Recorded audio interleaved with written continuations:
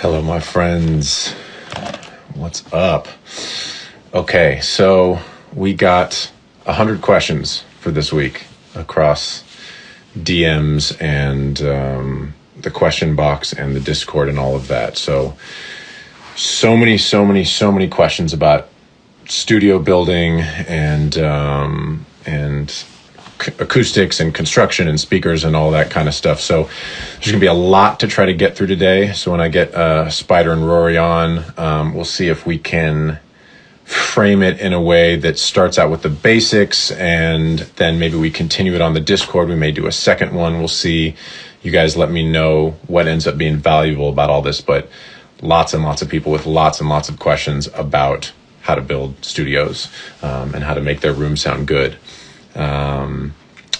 So hopefully we get Spider and Ruairí on here shortly. How's everybody doing today? Welcome. It's good to have you guys here. I know we've talked about doing this for a while. Yes. And I've seen you guys a few times here at my various studios. You've been very helpful. And I thought about whether it made sense to do like a proper introduction.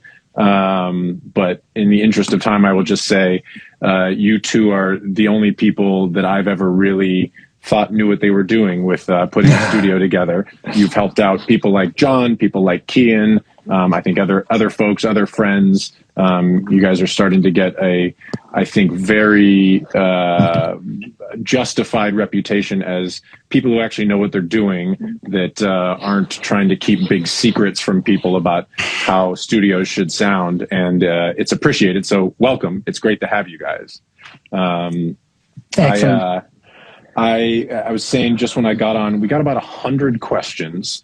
So rather than actually try to go through questions, I thought the way to maybe start having this conversation is to basically, I'll throw some basic things at you guys, and maybe we can just kind of talk and we'll let it flow and start with really basic ideas about how to set up a room, some basics about acoustics, things like that. And then we can get into the more granular and scientific if we want to. The other thing, which would be great, I know, Ruairí, you've poked in on the Discord here or there.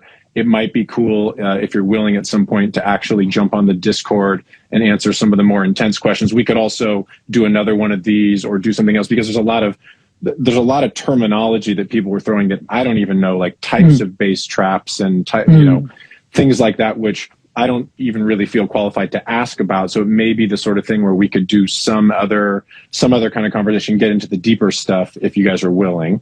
Totally. Nerd out breakout room. Yeah, totally. There's definitely people with the Discord has become a really amazing place. There are people with deep knowledge on there, far beyond me. So I encourage everybody to go, and people are very friendly there too. So I encourage people to go check that out. So let's see, where do we start? I mean, Matt, if you don't mind. Yeah, please. We have such a philosophical approach to what we do. And whenever we're starting with new clients, Ruairí has a really great way of sort of explaining our approach and what we do. And that might just set the table for the stuff we get into. Ruairí, do you mind sort of introing us? Yeah, I think that's a good idea. And yeah, in terms of the way we think about acoustics,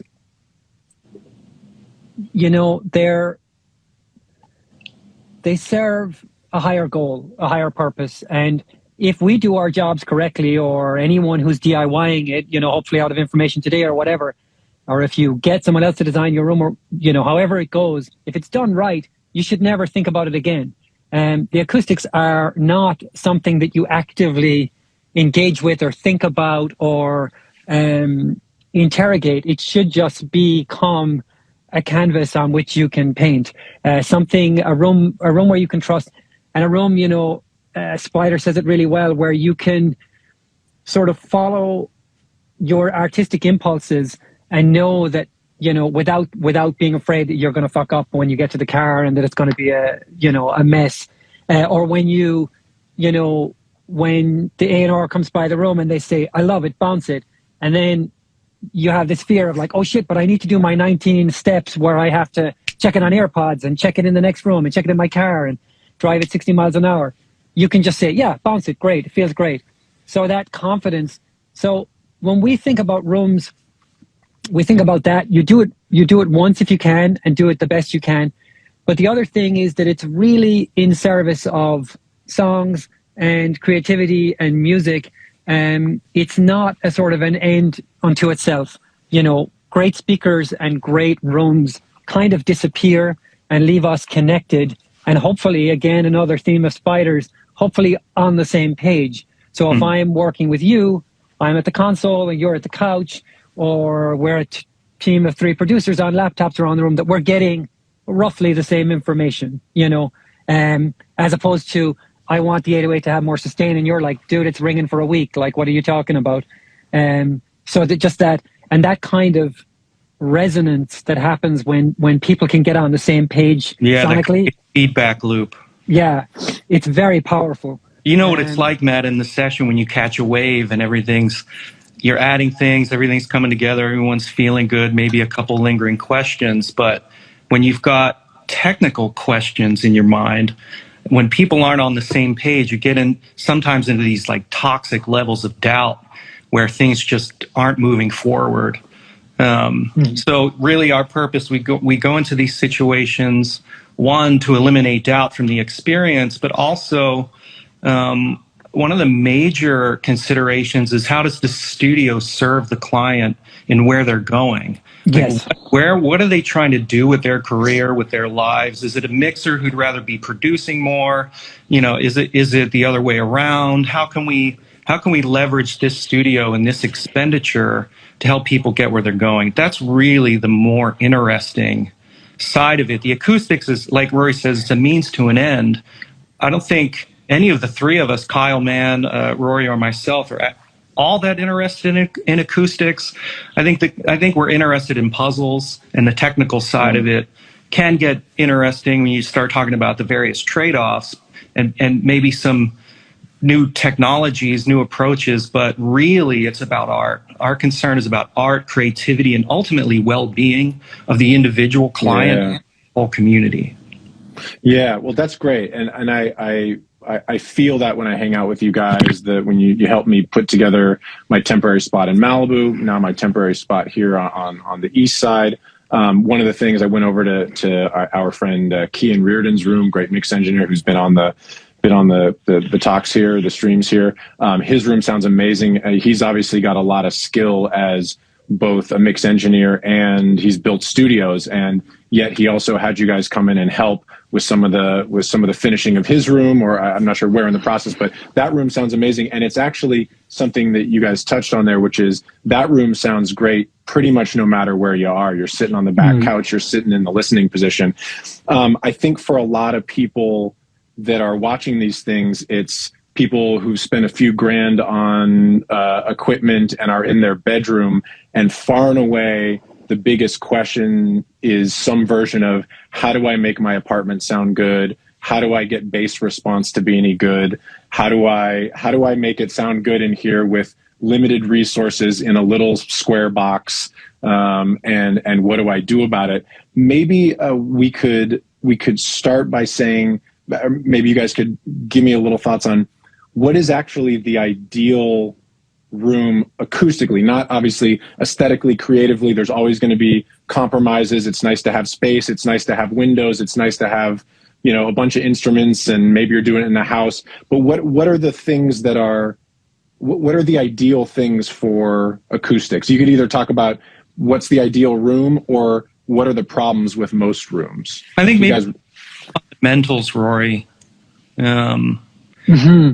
We get a lot of calls. People are looking for, say, like a house to rent with a back house, or there's a room in a house. People send us photos and real estate listings and this sort of thing.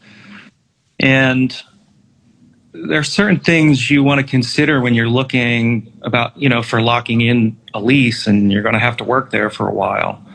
And things like, you want to be on the ground, you want to be on concrete, you don't want to be on a wooden floor, for instance. You want to be You want like a 10, 12-foot ceiling if you can, because you don't want your head to be halfway between the floor and the ceilings. That's where the bass is canceled most, right?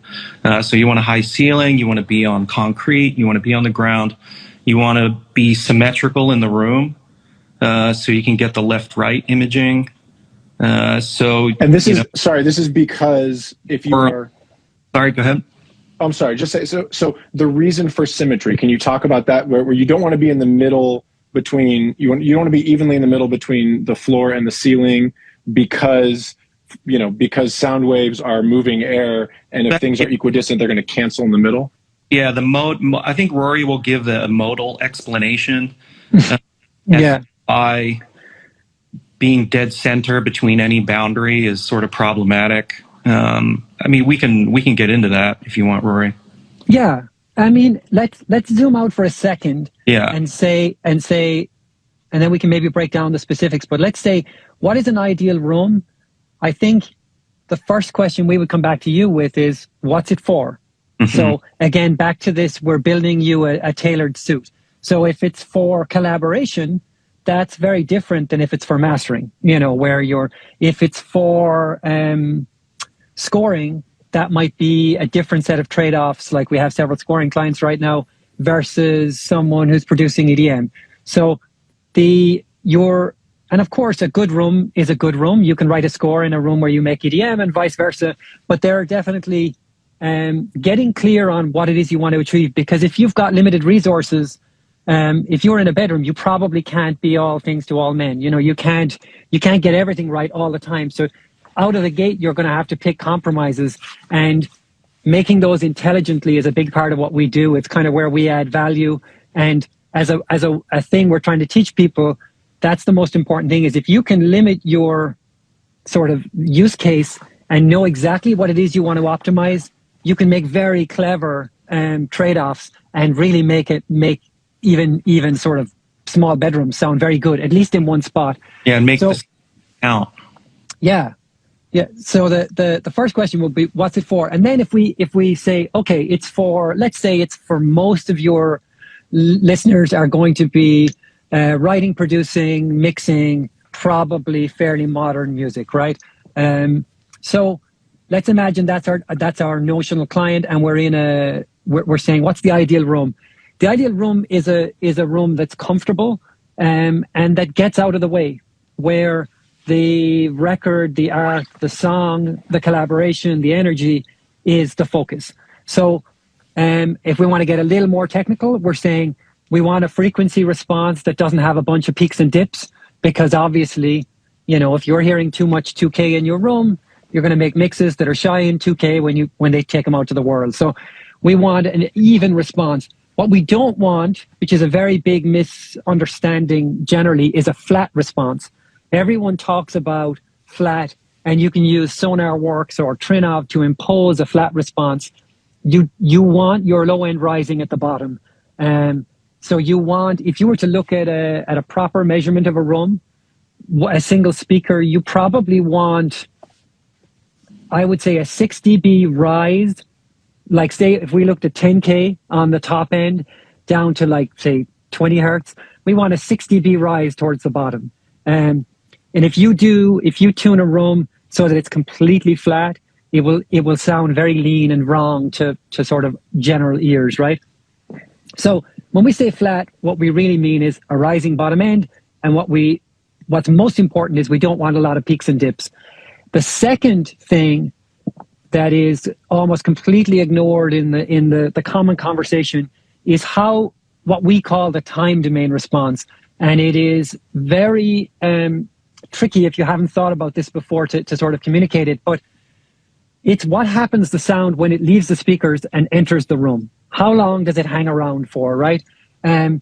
It's not quite reverb, but you can think of it like reverb. So in an ideal room, the time domain response is getting longer. The sound, you know, as you go lower, the sound is hanging around longer, but it's an even, gentle rise. And what you don't want is, when we look at it as a spectrogram, you don't want certain notes ringing for a long time. So we've all had that experience where you're playing a track and all of a sudden one bass note not only is louder, but rings like, or, you know, you're in a vocal booth and when you sing a certain note, it's like, it just rings on like a bell.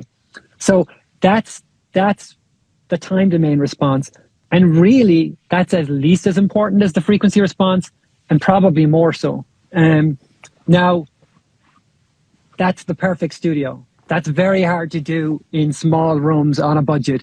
But, you know, just to restate, the ideal studio is one where you don't think about the speakers and the acoustics, that we can focus on the art, one where the frequency response doesn't have a bunch of peaks and dips, and one where the time domain response is, let's say, controlled, where it's even. And your experience at Keane's would be an example of a room that has that very much under control. So you get this sensation that busy runs of 808s are clear and focused, and you're not inclined to dive for an EQ when you don't need it, or kick and bass interaction becomes very obvious and clear. And if there is a move to be made, you're like, well, it's 80 hertz and it's a dB and it's a Q of 1. And it's not like a mystery game where you're sweeping around, you know, trying to randomly sort of happen upon something that works. And I think it's fair to say a lot of people haven't experienced that. They haven't had that thing. And when you've had it, it's a kind of a light bulb moment. It's a very different feeling, and a very pleasing feeling, and a very accurate feeling. It's interesting, and I'm glad you said that you're not actually looking for a room that is either totally flat or totally dead. Those are things that are very, very common misconceptions. Mm-hmm. I think part of that comes from people making recordings in completely untreated rooms, and they're like, this sounds terrible, which it usually does. We actually had a really interesting discussion that was largely on the Discord, but started with a bit, I don't know if either of you guys were tuning in for that, with John and I, talking about why is mixing on headphones not as good as speakers. And it's to what you said, which is there needs to be an interaction with the room for the human ear to understand the sound in a certain way. I'm wondering if we can talk about absorption, you know, from high frequencies down to the lowest subfrequencies. It's a whole range of tools that are used for that. And I think the number one question was about bass. How do I make bass sound good in a small space? And you know, maybe I can give a couple thoughts, and then you guys can correct me. My understanding is that the dimensions of the room and the materials are going to dictate largely what your room is going to sound like on the very low end. You can do a lot more to absorb high end, reflect things, whatever, and you guys can give thoughts on that. But by and large, when even if you have great speakers that have a great extended low end, you are kind of stuck with the dimensions of the room that you have. For example, the room that I'm in here, we ran into that where the mix position, it was constructed professionally and all of that, but there's still just a little bit around like 30, 32 hertz, which is just getting canceled. And, you know, maybe we can get some more subs in here and go real crazy and try to push beyond it. But I think that's something that everybody deals with in any temporary studio. Do you guys have thoughts on bass generally, or how people should be thinking about their little apartment studio? Yeah. I mean, bass is everything in making rooms sound good. You know, highs and mids, you can basically do with stuff off the shelf. You know, you can do it with your GIKs and your real traps, and the really challenging thing that again isn't common knowledge. Like when you look at, let's say you go on GIK's website and you what is GIK? GIK is probably the main seller of acoustic panels. So, you know, think real traps or LA sound panels, or, you know, the stuff John Hunter does or whatever. And, you know, the typical 4-inch panel that you see in a producer or mixer studio. People call them bass traps, but they don't actually absorb any bass. No. So, and it's very... Why do people call them bass traps? It's literally, they don't do anything to the bass. They really don't. And it's part of it is marketing from people who don't know any better, and part of it is marketing from people who do know better and are taking advantage of people, which is Can we just say this? You cannot get panels. You cannot get panels that are this thick to do anything significant to super low frequencies. They just don't do it. That's exactly it. And the 30-second version of why is, let's imagine that you and I are in the same room, Matt, and we're talking. Sound is traveling from my vocal cords to your ears by moving air particles. So it's literally air particles moving through the air. And when we think about what mineral wool is, fiberglass, any of those things, it's a bunch of fibers. And imagine these are the air particles moving, carrying the energy from my voice. They literally rub off the fibers and turn that energy into heat. So if I'm talking to you and we grab a typical bass trap and put it between us, we'll hear it attenuating the sound of my voice, right? But the problem is that as you get close to boundaries, air doesn't move anymore. So this is a wall. This is the sound of my voice. It comes to the boundary and there's nowhere to go. So what happens is that as you approach the boundary, I'm simplifying a lot, but as you approach the boundary, instead of velocity, air velocity being the means of carrying sound, it changes to air pressure variation, right? And mineral wool doesn't do anything to absorb air pressure. Now, there's lots of sort of caveats to what I just said, but ultimately the simple takeaway is mineral wool panels work great at highs and mids. And if they're deep enough, they can work pretty well at upper bass frequencies. But at low frequencies on the boundary, you need a different type of absorber. And there are different things. We use a lot of what are called limp membrane absorbers, and GIK sell some off-the-shelf versions. There aren't really many other off-the-shelf versions. The ones we use in our projects like Kean's are big and custom made and relatively expensive, but they're the only thing that will actually absorb a bunch of low energy at a boundary and give you that sort of sense of tightness. So you're kind of saying, okay, great, but back to our sort of client who is a producer in a bedroom who can't afford, doesn't have the space, is in a rented thing, doesn't want to build a custom membrane for the rear wall.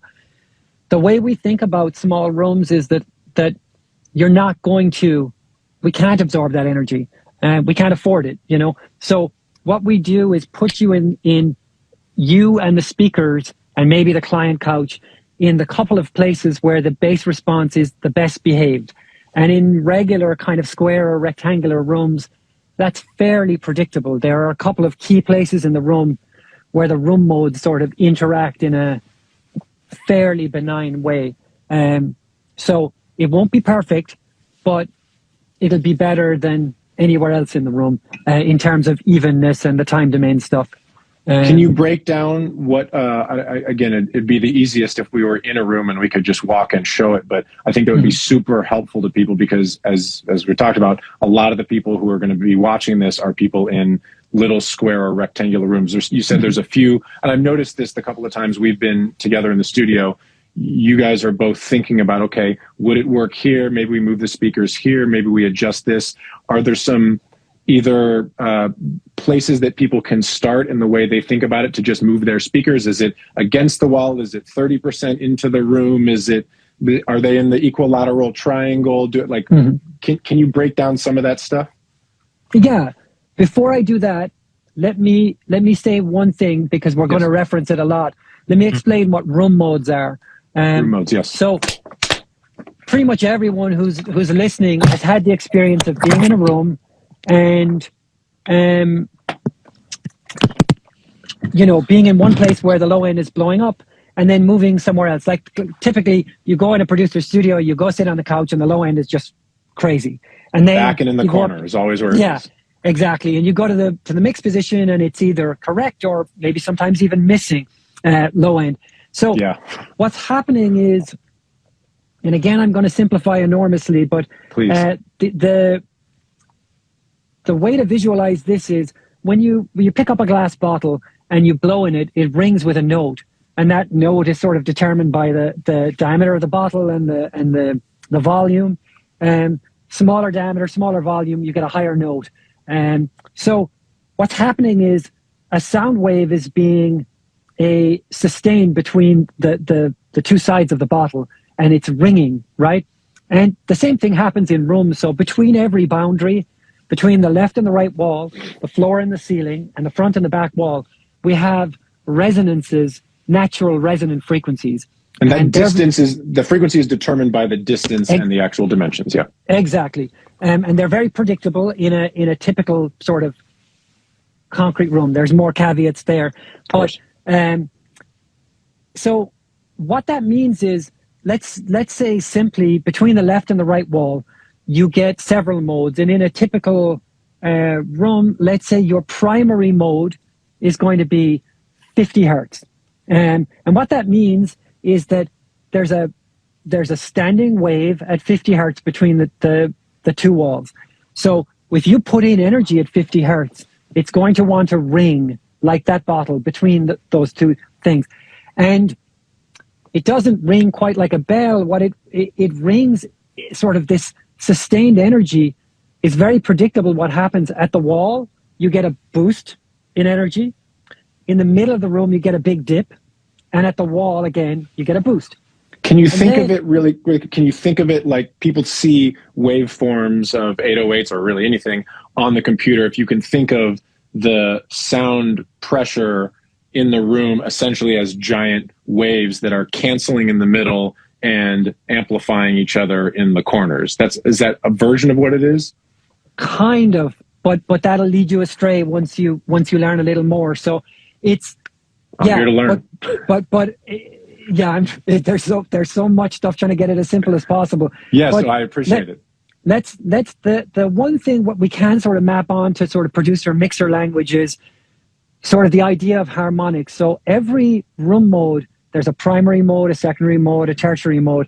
And what that means is, let's say we know from the dimensions, or we've measured that there's a 50 hertz mode left to right. So we know that we're going to be losing 50 hertz at the mix position, actually everywhere down the center of the room, the whole way down. So the center of the couch, the center of the mix position, all the way down the center of the room, we're going to lose 50 hertz. Yeah. The second mode it is at 100 hertz approximately. It shifts a little, but with the second mode, you get a peak at the wall, a dip at the quarter distance in the room, and a peak at the half distance, and then a dip again at 3/4 and a peak at the wall.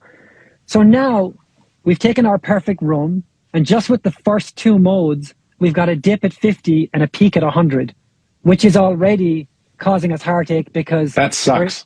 We're hearing less kick drum than we should, and we're hearing more bass than guitar. You drop down in the chord progression where it should be satisfying, and instead you get a sense of an octave up. Mm-hmm. It's very disruptive to the emotional connection to what you're working on. Absolutely. So that's just the first two modes. The third mode stacks on top of that and behaves in a slightly more complicated way again. God forbid you've been sat dead center and you get it all stacking on top of each other. Yeah, exactly that. So floor to ceiling is doing exactly the same thing. And in typical 8-foot, 9-foot ceilings, that's going to be a problem at 70 hertz or whatever.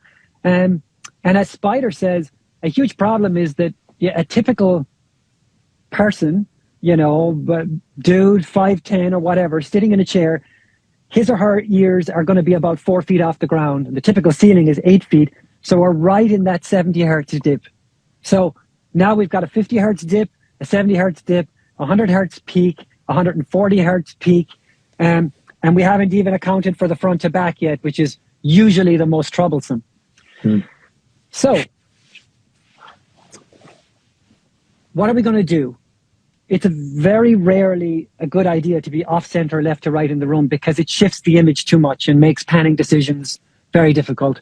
Even if the room isn't symmetrical, we try and create some kind of acoustic symmetry. So say, for example, you have a room that is, you're working in your living room, and you have a sliding glass door on one side and you have the opening to the kitchen on the other. We would suggest bringing in some gobos or freestanding absorbers so that we can create sort of a symmetrical deadness, at least down to maybe a couple of 100 hertz or 150 hertz on either side of you. and you have a chance of your image making sense, right? Floor to ceiling, there isn't really anything you can do except put up the best cloud you can. And if there's one thing I think that we want people to take away from today, if there's one move, if you're in a room with no treatment, get a cloud. That's your very first move. Can you define a cloud and say why it's so important? Yeah, a cloud is an absorber, a soft absorber, mineral wool, over the first reflection point between you and the speakers. So this is something that's very commonly misunderstood, again, when we go in rooms, even by professionals. This is the speaker. So I'm going to use the frame of the window, right? So let's say this is the speaker and this is the listener, and I'm going to use the top of the Instagram window as I can see it as the ceiling, right? Great. So the sound wave leaves the speaker and hits the ceiling and comes back to the listener here, right? So we have the direct path to speaker to listener, which is great.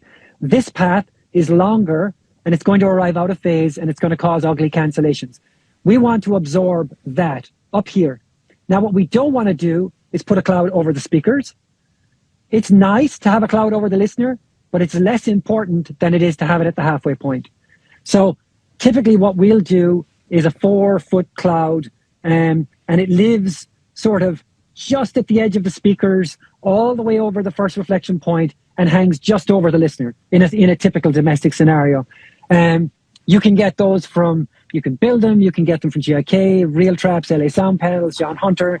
If you were to build them, can you give some thoughts on that? I mean, I think I recommend to everybody to hire good people, spend good money, etc. But the people that don't have the means to do that, how do you build a DIY cloud? I'm sure there's great online resources, but probably lots of bad info too. Tons. I mean, just make sure you're filling it with something soft to appropriate rock sole, 4 or 6 inch. If you're making $500 a day mixing, then hire somebody. If you're not and you're just getting going, then maybe you have more time than you have money, and maybe your dad has a shop, or your uncle or your buddy.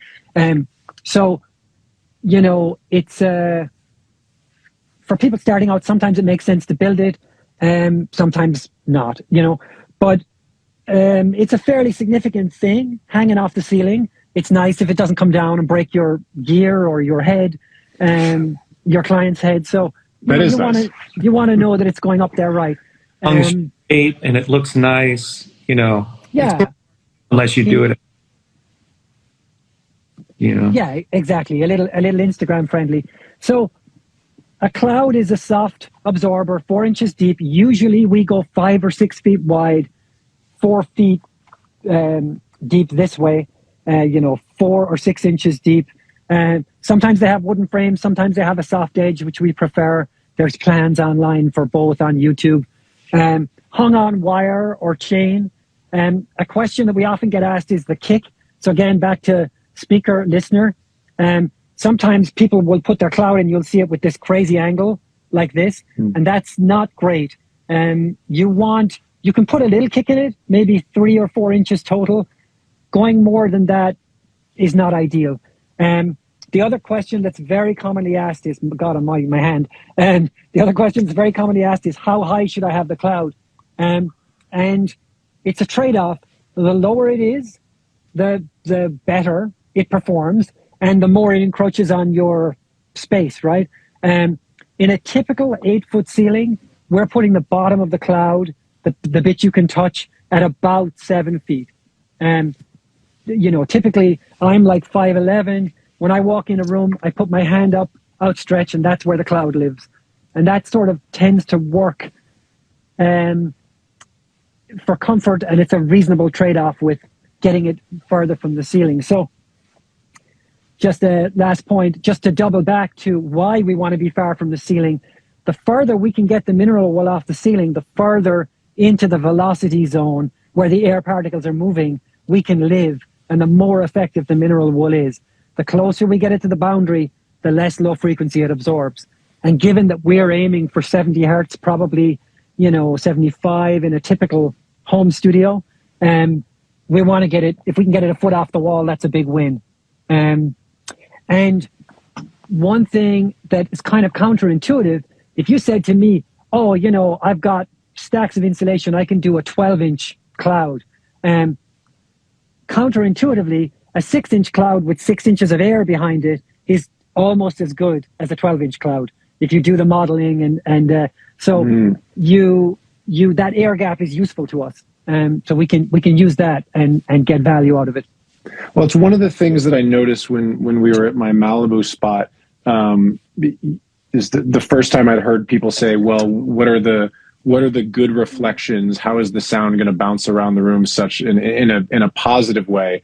I used to always think of, and I think a lot of people think this way, it's where let's just stuff a bunch of stuff against the wall, let's deaden the room as much as we can. But the reality is you guys are very interested in how sound is going to bounce off the room. I remember you talking about not putting a panel behind the speakers. You know, I'm listening to my speakers, not putting a panel out here, but actually letting the room actually bounce a little bit. Can you talk about speaker position and absorption front and back a little bit? Of all of this is to separate the room reflections from what you're hearing in the speakers enough so that they're not one thing at a neurological level. And in order to do that, you need to tame the room reflections in a way that's balanced and musical. Like you say, just throwing up a bunch of soft stuff will make your experience very uncomfortable. It'll be uncomfortable to be in the room, and you'll be fatigued in 5 minutes. You know, it can be really extreme. So we're thinking about controlling the reflections and not just throwing the stuff up. It takes some kind of musical ear, or at least a musical approach, to be able to recognize when certain frequencies are egregious. You know, like if you do all the highs and mids and suddenly you bring those down under control, everything you've left is more obvious and more annoying. All the lower ringing and, you know, that feeling like you've got a sweater over your head, or, you know, that you're under a blanket, it's very uncomfortable. So you may have made things better in certain areas, but made the overall worse, because you have these glaring, annoying things that are always interfering with you. So it's kind of like mastering in a way where you're dealing with little problems and bringing them down, leaning into the nature of the room. Unless you're going to spend $500,000 and just have a design that basically erases the room and puts back in what little you want, you know? Yeah, that makes a lot of sense. Not overdoing. If you can't treat everything, not overdoing what you can treat, because you may have a big imbalance between the ringing of various frequency ranges. I think that's an important thing for people to hear. We got onto the tangent of clouds, but which is great. I think that's super, super valuable to people. Is there a sort of basic framework in terms of where to position speakers that you guys can talk about? So always against the wall. There is almost never a situation where the speaker should live off the wall. Lars just joined, who's probably the only guy whose room we've ever done where the speakers live off the wall, and it's for a lot of complicated reasons in that room.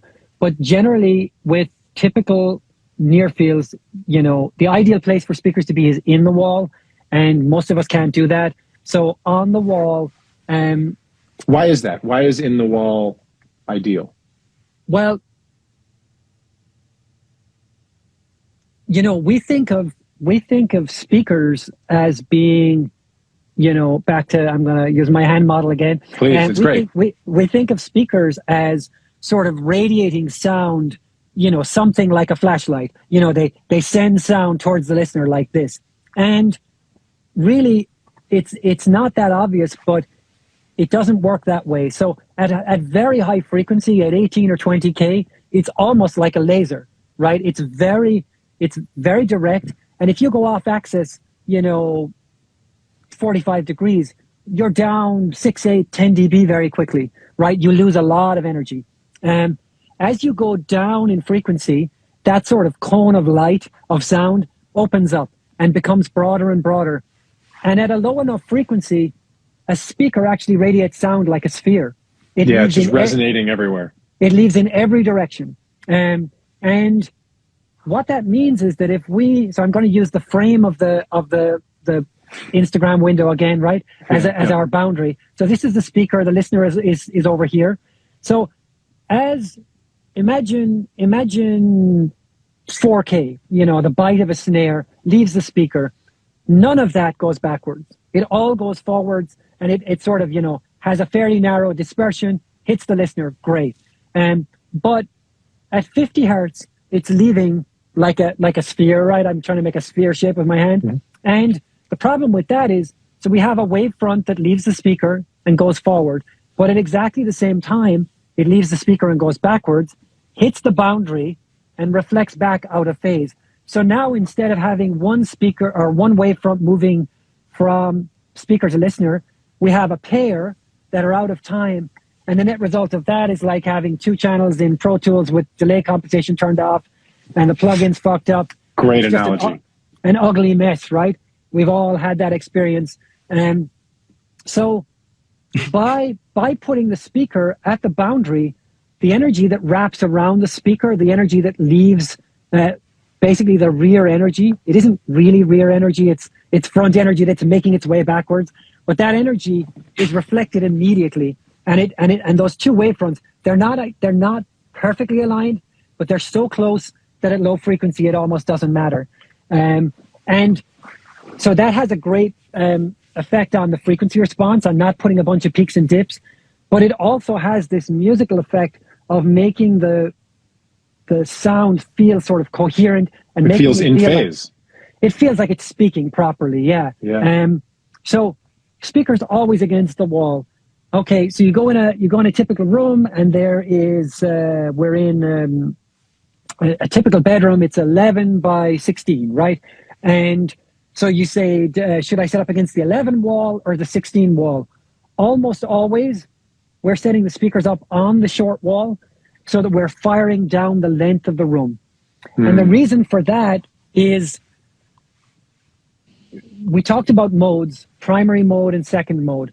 So the primary mode has the peak. Let's use our 50 hertz analogy again. Let's imagine that it's the 16-foot room and the peak is at 50 hertz.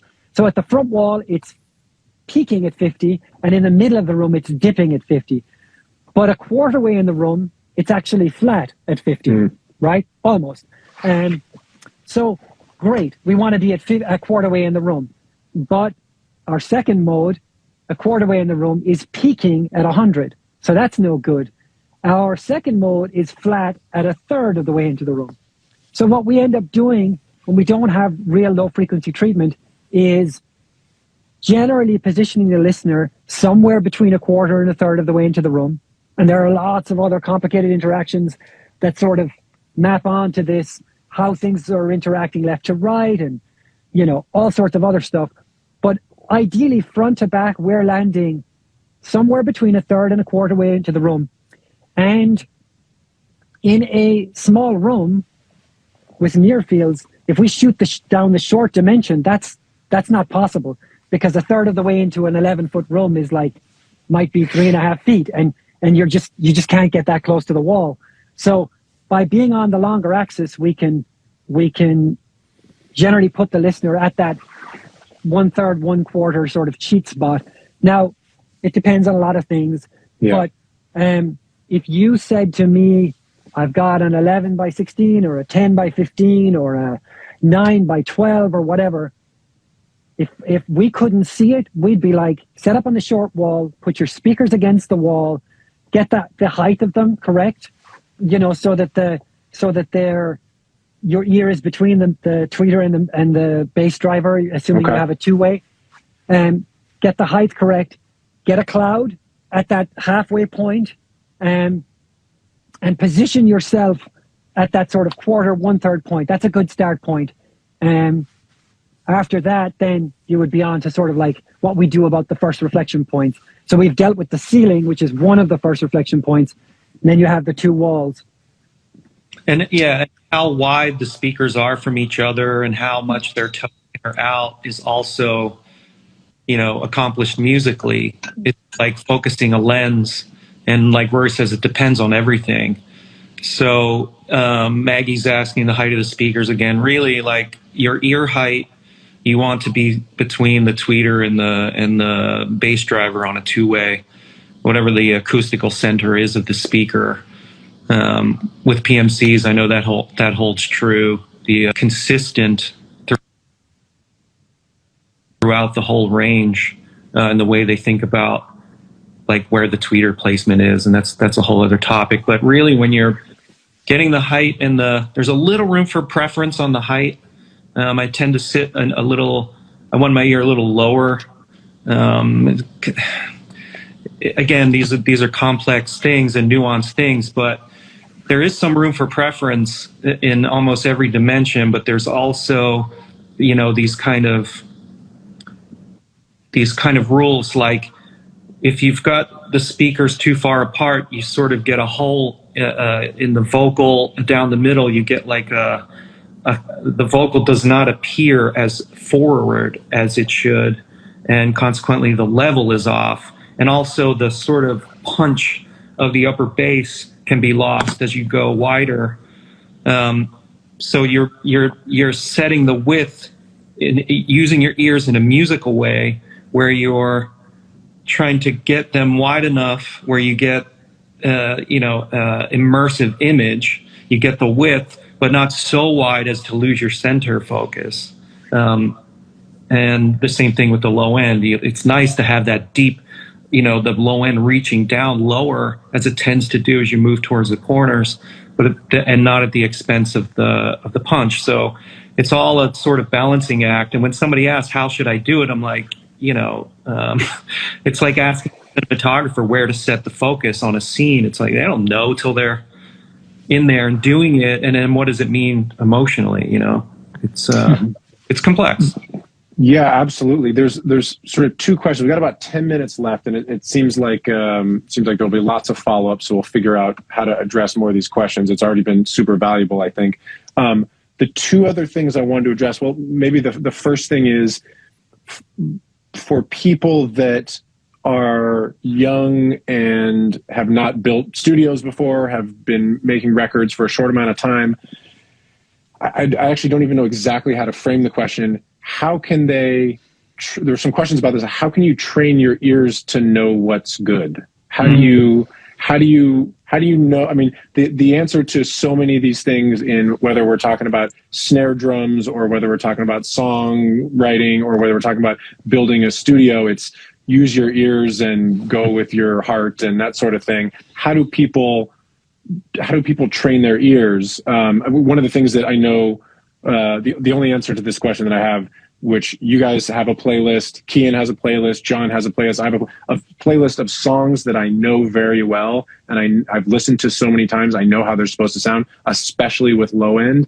That's kind of my best answer for it, is find not necessarily great sounding recordings, but recordings that and you know where the sub is hitting, where the kick drum's punching, where the bass is, how the vocal sits, what the stereo image is. Getting a playlist like that. Can you guys speak to that, or are there other strategies for listening as you're changing your studio? That can Shut up. Go ahead, Spider. Sorry. Dylan. It can be misleading because you've got if you're in one room and you only work in one room and you've been dialed into, this is the experience of most engineers. You try to learn a room and you compensate for everything that's wrong with it. And so your relationship to the music in that sort of case is colored. I think one thing that we ask in our workshops, whenever we start an acoustics project, we always start with a 45-minute workshop on video, try to get to know the client and imagine what the project might look like, before we can form a kind of estimate about what it might cost, understand expectations and just get to know the situation. We,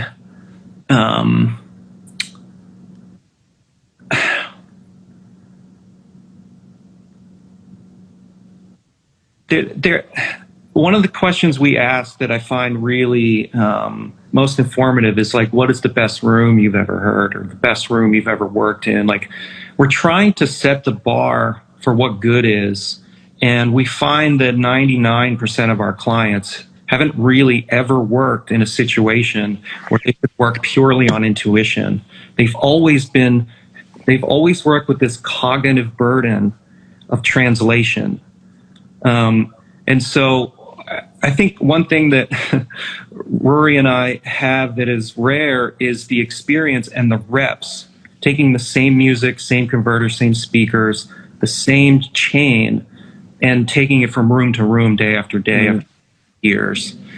And there's no other way to do that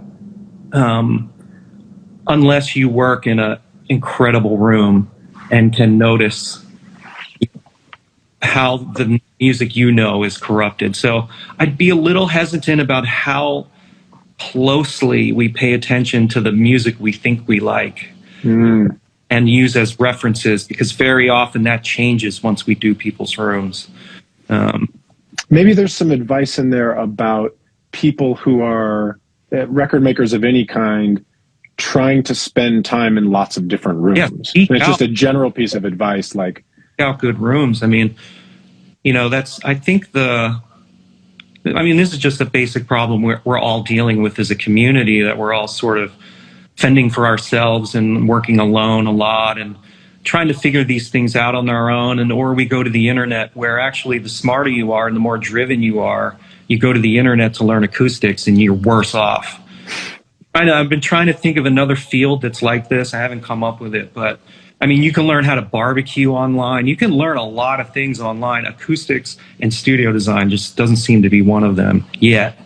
There's a lot of misleading and incomplete, and I don't know how to put it. It's just not real expertise. It's almost like superstition or norms or, common ideas that are just not actually work. That are some of it is left over, some of it is left over when there wasn't a lot of low end in music. But now there is, now we're bottom in every genre when it comes to frequency response, and bass is super crucial in a way that it hasn't been before. But seeking out, when people worked, my experience working with Tony Maserati for many years and having a lot of young people around, and you get into a situation where, as a young person, and like one of Tony's interns would never be able to participate in a Beyonce mix, and to have respect for the performance and the comp and the edit, not be tempted to change things or tune notes or and to work with those great performances is how you learn as an engineer to become your best at what you do, is really creating that high bandwidth connection between that moment of inspiration and the listener, right? Whether it's getting the gear out of the way or using the gear to augment things or whatever. And without that access, you're on a very slow growth curve for most people. You get into a situation like that where you're exposed to things, then you're on a better growth curve. Same thing as with acoustics and rooms. It's if you can gain access to rooms, like at Just for the Record, they've got 5 really nice rooms with great speakers, and Ruairí and I've spent time in there. Ruairí tuned up the big PMCs in the wall, and those rooms are pretty great. And I've been doing speaker demos, listening sessions there with clients to sort of set that bar to like how powerful the music can be, like how the music can just take over your body and you just surrender to it, right? You're not working hard, it's just happening. And you're made more receptive, and you're more nuanced, you're more confident, like, oh shit, that record's really bright. I didn't realize that, compared to this other, whatever. You make all these discoveries about the music and yourself, and then that bar is set.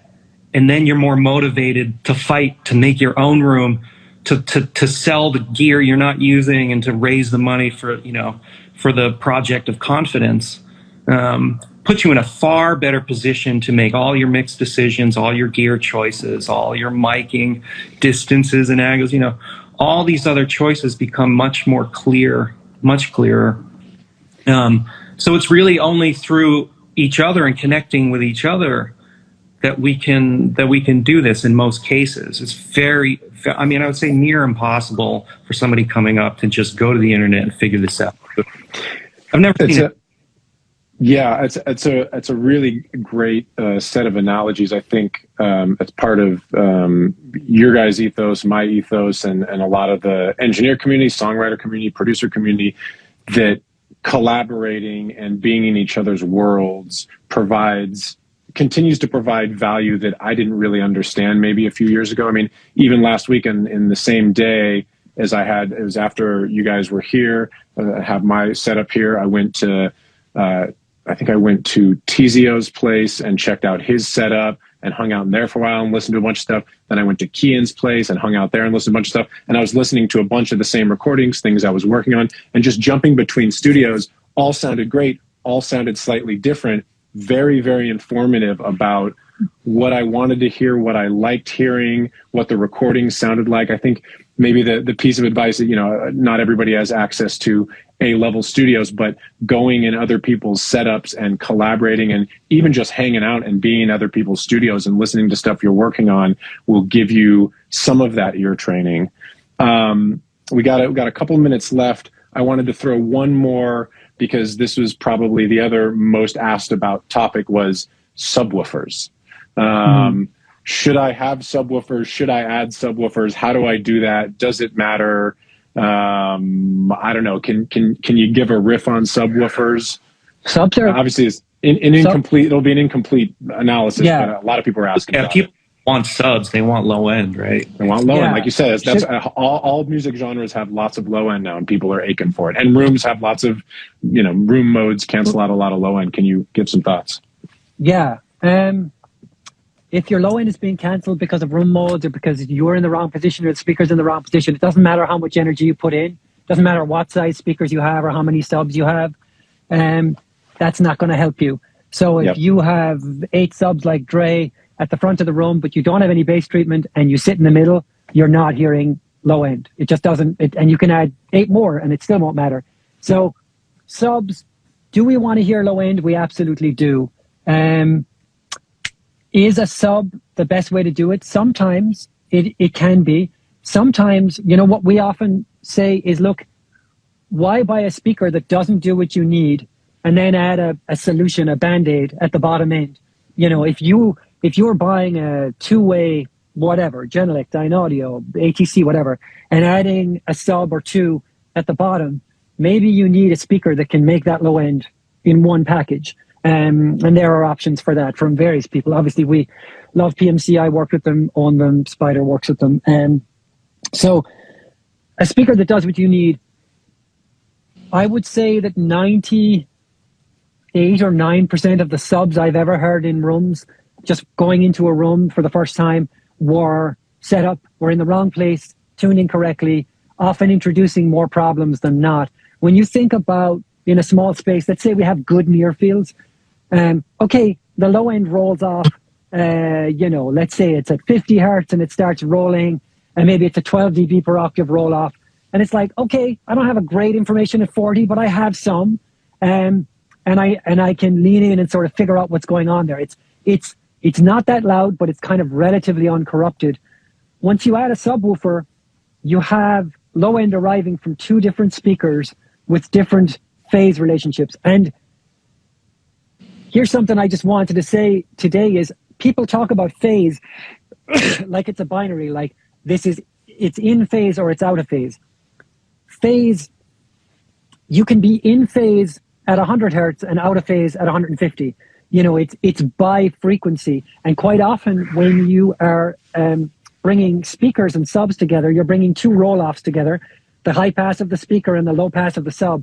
The phase interaction, how they meet, is crucial, and it's almost always wrong, and it's very hard to do. Now, one solution is to buy your speakers and subs from the same manufacturer. So, for example, if you have the Neumann 310s, their sub is a bit of a pain in the ass, but it integrates very well with the 310s. Or if you buy PMCs, the PMC sub sort of integrates seamlessly. So that's one approach. I would say if your room is terrible, you may be better off with just near fields and headphones, maybe. I've found that to be true for sure. Subs don't tend to help with bad rooms. Yeah, we're very much an advocate if you're going to do subs to do a pair.